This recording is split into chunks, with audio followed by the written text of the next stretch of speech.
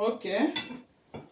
Thomson na biso yango oyo ebeli nazolongola sikoyo.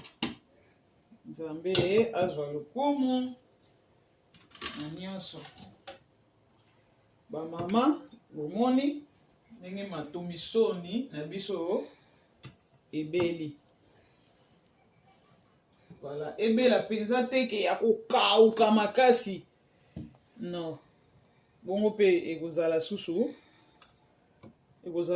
goûter. Voilà.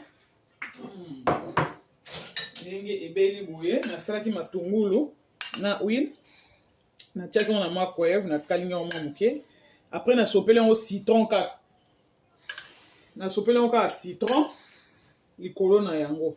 Donc matungulu eza kaka kosopa likolo ko accompagner yango kaka na Thomson. Ozomona bino moko epesaka ba goût danse, ba goût différent. Ba mama bo commenter ba mama tozo ko kabola kaka tozo susungana.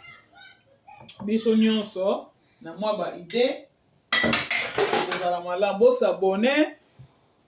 bo s'abonner ebele bopesa pe ba commentaire bo souhaiter ngai pe bonne continuité ya makambo na osala kaka ba cuisine nyonso wana okolia ngo na nyonso oyo okolinga ekoliama na nyonso. En tout cas vraiment napesi bino merci mingi, tokutani prochainement. Ciao ciao.